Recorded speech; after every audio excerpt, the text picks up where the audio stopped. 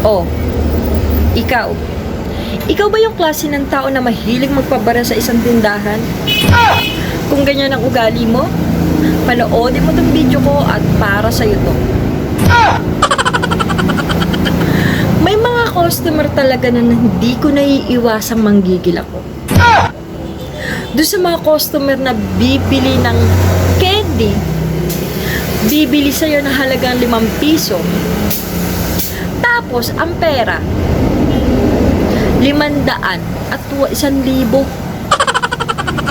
Hindi naman masamang bumili ng ganung halaga.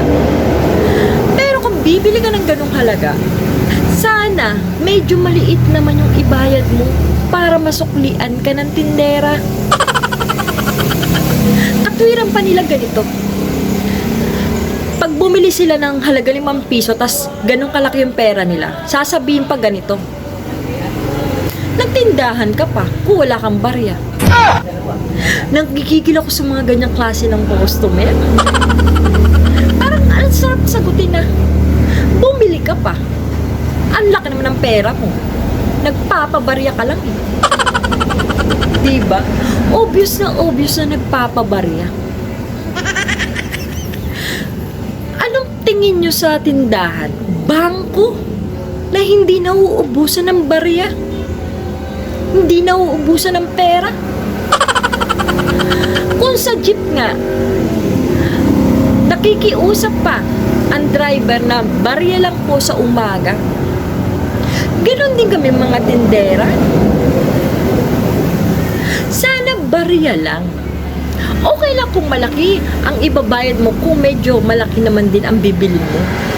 Pero yung 5 pesos, tapos ang babayad mo 500 at 1,000, napaghahalataan ka. Diba? Tapos pag hindi mo napagbentahan, sila pa yung may ganang magalit. Kaya nanggigigil ako sa mga ganyang klase ng customer. Sana, kung bibili ka sa isang tindahan, sana naman yung maliit lang yung ibayad mo.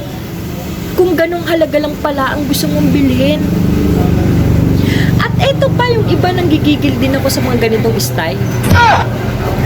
Yung magpapabarya sila, tas wala silang makikitang tindera sa tindahan, sisigaw ng malakas.